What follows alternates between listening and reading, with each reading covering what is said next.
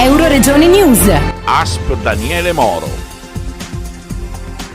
Al di là delle urla tipiche di una campagna elettorale, Sindaco Fabio Marchetti, qual è la vera situazione economico-finanziaria dell'azienda per i servizi alla persona Daniele Moro emersa dalla documentazione ufficiale? Questa è un'azienda virtuosa che affonda le sue origini molti anni fa con l'ascito del cavaliere Daniele Moro e ha una sua ragione d'esistere perché è un'azienda del territorio, non del territorio di Codroipo e di Camino al Tagliamento come voleva il lascito testamentario, ma un'azienda di tutto quel complesso di comuni che noi definiamo Medio Friuli. Sono 11 comuni che coincidono addirittura con l'attuale previsione normativa delle UTI del Medio Friuli, ma hanno una loro storia, una loro realtà e soprattutto abbiamo auspicato abbiano un loro futuro.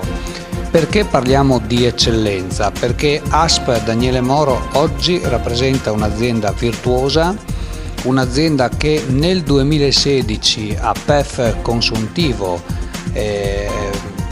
ha un avanzo di 375.000 euro, quindi c'è un segno positivo in quel bilancio dopo anni in cui si è recuperato piano piano un metodo gestionale che probabilmente andava corretto, ma non si è mai messa in discussione la capacità delle operatrici e degli operatori che lavorano lì dentro, lavorano da anni e che hanno fatto di questa azienda una delle eccellenze del territorio regionale.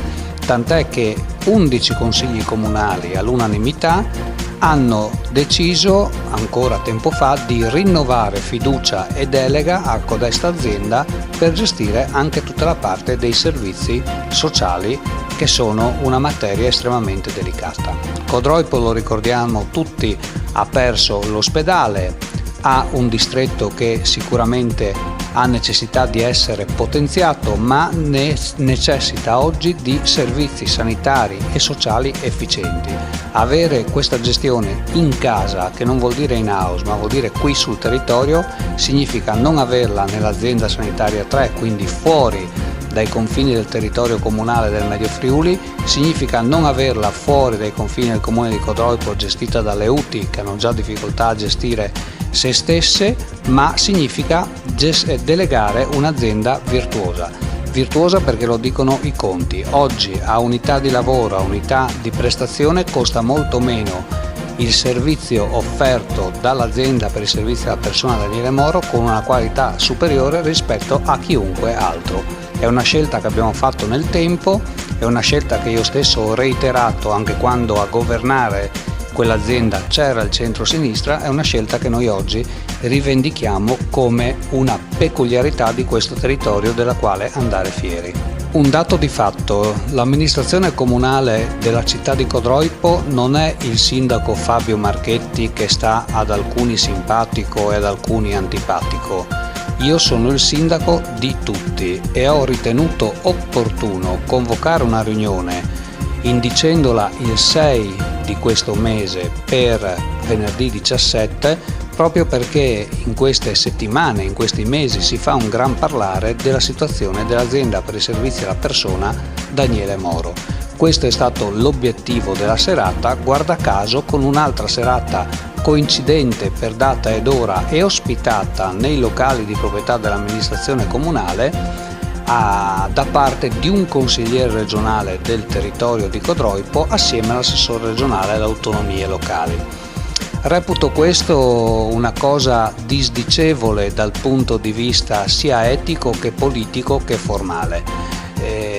Etico e politico lo lascio al giudizio di chi si occupa di queste cose. Formalmente dico che il sindaco, se si parla di certi argomenti, deve essere assolutamente invitato, a meno che non sia una riunione di partito, in questo caso del Partito Democratico, nel qual caso mi pare evidente che il sindaco, appartenendo ad altra forza politica, non venga invitato. Ma se il convegno è istituzionale e se è vero come è vero che ASP Daniele Moro dipende dall'assessorato regionale, dalle autonomie locali, e che il sindaco sia coordinato all'assessore regionale alle autonomie locali, correttezza istituzionale vuole che l'invito sia recapitato al sindaco. A oggi nessun invito mi è stato fatto. Questo comportamento non è stato tenuto ovviamente dall'amministrazione comunale, la quale ha invitato tutti quanti, indistintamente, dall'assessore alla salute Sandra Telesca, all'assessore Panontin, al direttore generale dell'azienda Tre Benetollo, e potrei andare avanti con una serie di elenchi istituzionali e non che rappresentano il territorio del Medio Friuli e della regione Friuli Venezia Giulia, e quindi oggi agli occhi dell'opinione pubblica potrebbero risultare due convegni dal contenuto analogo. Il contenuto non è assolutamente analogo, ma è diverso. Il contenuto dell'amministrazione comunale, il convegno voluto dal sottoscritto assieme al presidente Beniamino Frappa dell'AS Daniele Moro, è per evidenziare quella che è un'eccellenza del territorio.